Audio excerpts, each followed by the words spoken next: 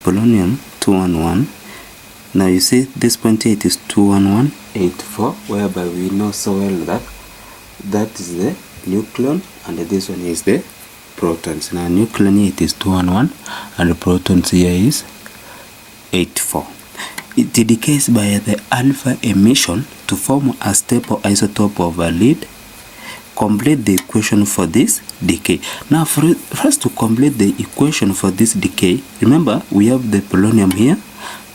When it decays or when it decreases, you find that it forms what we call the lead for it to be stable, and we have the alpha. So what we need to know is that when an atom decays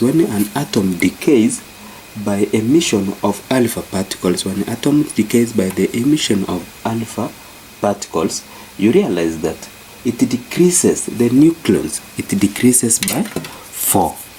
Now here it is going to be 4. It decreases by 4, and then the protons also decreases by 2. So from this point here, when the atoms, it needs to be stable by decaying, by using the alpha emissions, you find that the nucleons decreases by 4 and the protons also decreases by 2. So at this point here, we take 211 minus 4, we get it is 207. Then 84 minus 2, we get it is going to be 82. So for the polonium to be stable when it is decaying by the alpha emissions, you find that the nucleons here, they decreases by 4 and the protons decreases by 2. Nucleons here is the same as mass number. So this one it decreases by 4 and this one decreases by 2. So for the polonium to be stable when it is decreasing, you find that it will be 211 minus 4, we get 207. 84 minus 2, we get 82. So here the answer it will be 207 to 82 lead plus 4 to alpha.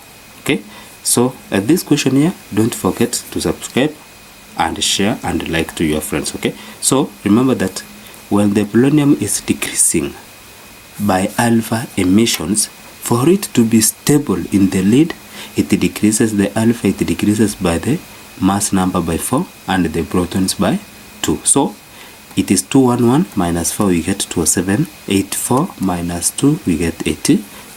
Now this is the stable of the isotopes the polonium will form when it is decreasing by the alpha emission. Thank you and have a nice time.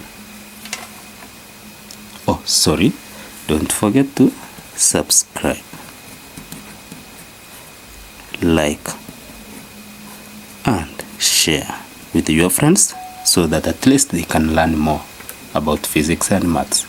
Have a nice time. Enjoy.